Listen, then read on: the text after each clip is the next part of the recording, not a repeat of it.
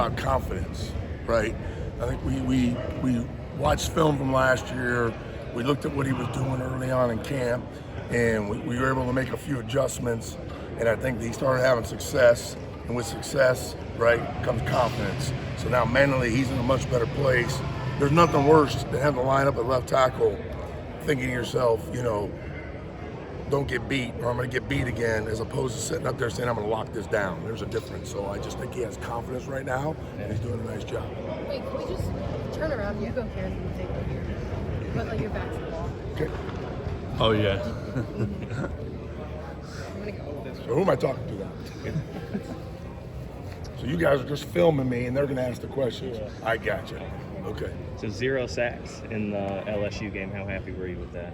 Well, that's always the goal, and we ran the ball quite a bit, which is always good, right? Having success. And the other thing we did is we stayed ahead of the chains. We didn't have a ton of third and longs, so that helps. You're able to get the ball out a little bit quicker. Quarterback did an unbelievable job of taking what was there, checking it down, run if you need to, and the guys did a nice job protectionally. Tyler talked after the game about kind of switching up some of the calls and him helping out Parker on the road, with the noise and everything. How did you guys adjust for that this week, and how well did they execute that? Yeah, it was.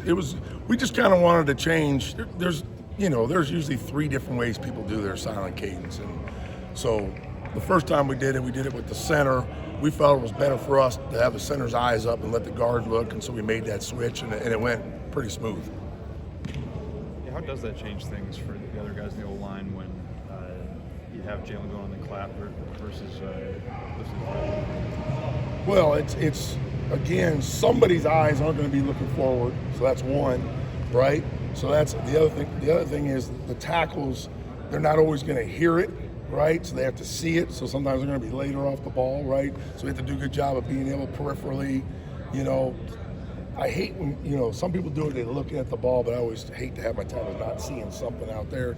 So no matter what, however you do it, somebody is not going to have their eyes up. So there's a trust factor that whoever does have their eyes can talk to me. If you're the center and your head's down and they change the front, the guard's got to tell them, right? So now Book's looking down and the center's looking up. If they change the front, we got to change our calls. We got to make sure he knows that.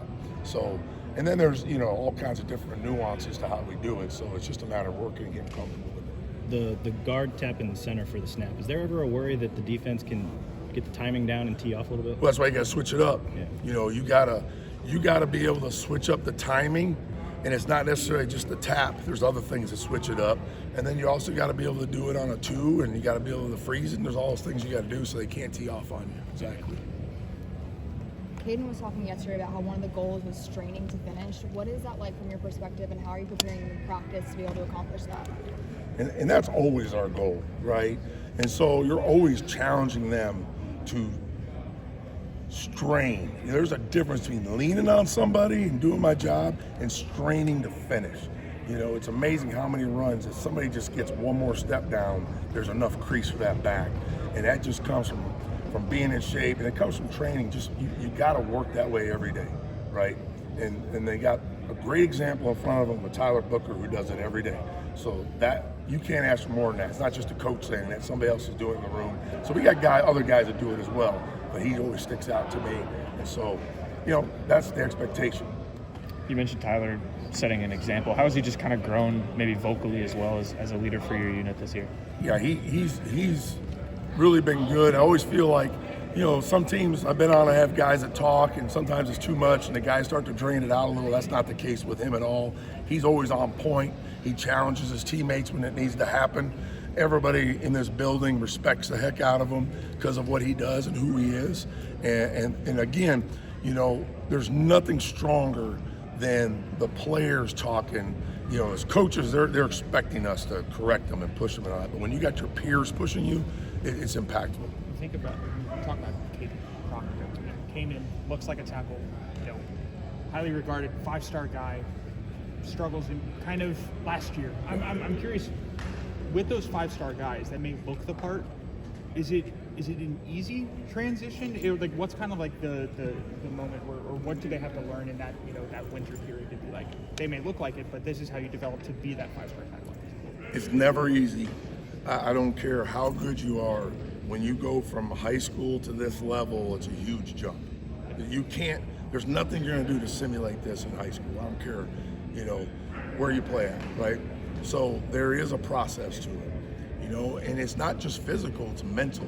Like when you grow up and every time you played football till you got here, you were the best guy on the field every day, right?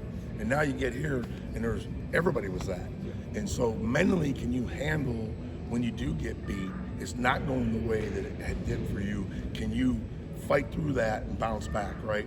That's the key. I thought that was one thing that stood out to me about him last year watching film is, he had some rough moments, but he never really gave up or gave in, and so that told me something about his mental makeup. And so confidence, when you say when's the change, as you start to get better and you start to feel comfortable and you start to win those blocks instead of losing them, that's when it changes, right? Once you start getting your confidence, you can do this. Is that something high schoolers realize? like when they're the top guy, or is that something that you basically have to learn by? Some of them do, some of them don't, right? And that's okay. You want them to be super confident when they come in here they can do it, right? That's okay. But again, it's like anything else in life that you do, people can tell you and prepare you for it, but until you actually do it, it's not real, right? And that's just part of the deal. How would you explain the step forward in the running game with the last couple of games? I just think that the commitment to running the ball, and I say that to say that, we challenge each other to be better. You look at the Missouri game, first few runs weren't great, people load the box, whatever it may be, but understanding that, and I said that I think last week, that sometimes those 2-yard runs end up becoming 4, 6, 8, 10-yard runs or explosives as the game goes on. So trusting it, some of it's the flow of the game.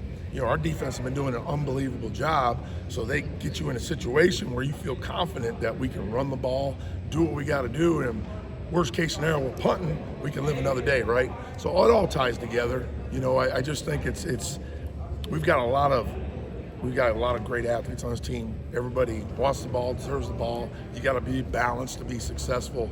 So I just think we've been able to have success running the ball because we've really tried to do it successfully as far as just compounding runs and stuff like that.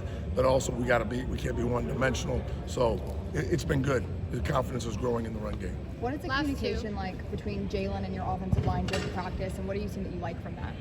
The communication from Jalen and the O-line. Yeah. I think it's good. He comes in our meeting room just about every day. They have a little dinner they do on Thursday nights. They're a close group. Quarterback wants to make sure the O-line loves them, right? Because they are protecting them. And I think when the O-line loves and respects the quarterback, it just means a little more. And so there's a good relationship there. I have a great relationship as well, and it's important. The quarterback's got to know that he can trust us, right? And I think that's a big deal for him to be back there having trust and not scared for his life. I know the offensive line has a tradition. They're always the first on the field. They do that lap. Would you learn about that when you came in, and do you like that they do that to kind of get centered? That's their routine. I don't really mess with those guys. Yeah. Like when we get over to the stadium, we've already done all our meetings and talks, and up until pregame, whatever routine is good for them, and that's what they've done, and they feel good about it. So I don't mess with it. That's their deal, and it's working out pretty well. Thank you. All right, thanks guys. Thank you.